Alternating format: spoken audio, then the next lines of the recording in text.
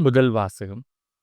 ஒருவருக்கொருவர் அன்பு செலுத்த கடவுளிடமிருந்து நீங்களே கற்றுக்கொண்டவர்களாயிருக்கிறீர்கள். திருத்தூதர் பவுல் தெசலோனிக்கருக்கு எழுதிய முதல் திருமுகத்திலிருந்து வாசகம். அதிகாரம் 4 இறைவசனங்கள் 9 முதல் 11 முடிய. சகோதரர் சகோதரிகளே, சகோதர அன்பை பற்றி உங்களுக்கு எழுத வேண்டிய தேவையில்லை. ஏனெனில் ஒருவருக்கொருவர் அன்பு செலுத்த கடவுளிடமிருந்து நீங்களே கற்றுக்கொண்டவர்களாயிருக்கிறீர்கள். உண்மையிலேயே நீங்கள் மாசிதோனியாவில் உள்ள சகோதரர் சகோதரிகள் அனைவரிடமும் அன்பு செலுத்தி வருகிறீர்கள்.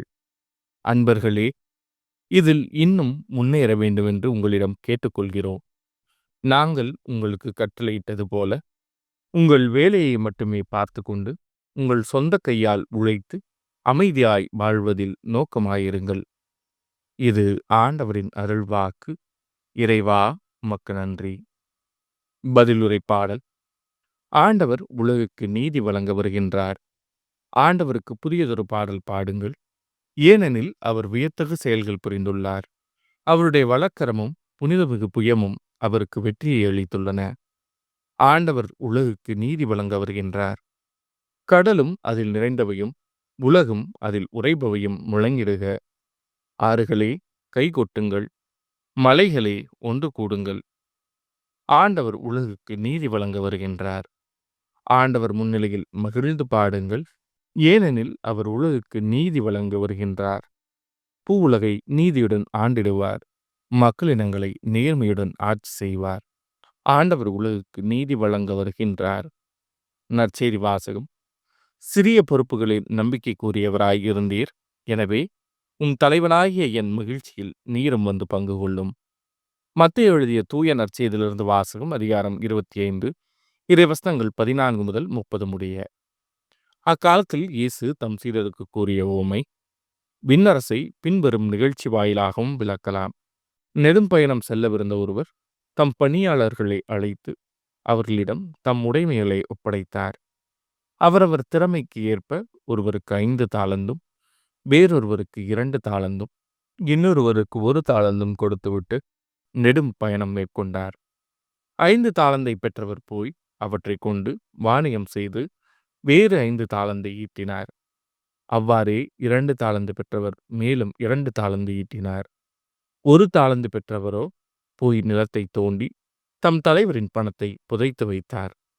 நெடுங்காலத்திற்கு பின் அந்த பணியாளர்களின் தலைவர் வந்து அவரிடம் கணக்கு கேட்டார். 5 தாலந்து பெற்றவர் அவரை அணுகி வேறு 5 தாலந்தை கொண்டு வந்து, ஐயா, 5 தாலந்து என்னிடம் ஒப்படைத்தீர்.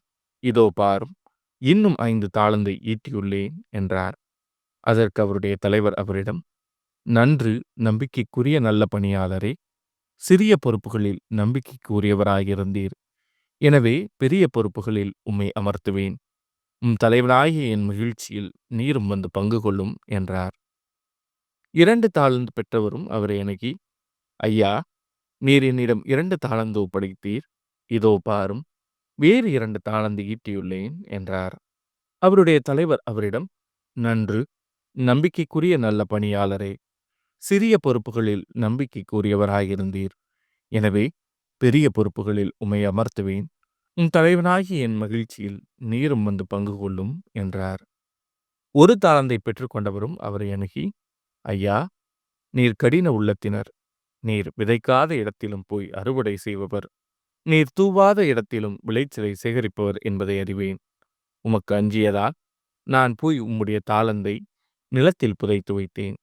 இதோ பாரும், உம்முடையது என்றார்.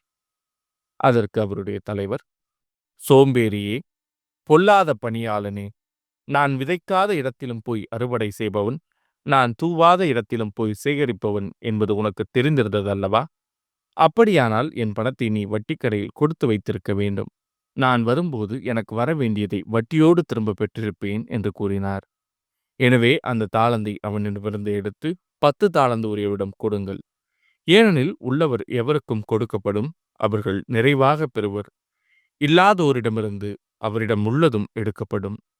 பயனற்ற இந்த பணியாளனை புறம்பேயுள்ள இருளில் தள்ளுங்கள். அங்கே அழுகையும் அங்கலாய்ப்பும் இருக்கும் என்று அவர் கூறினார். இது ஆண்டவரின் அருள்வாக்கு. கிறிஸ்துவே, உமக்கு புகழ்.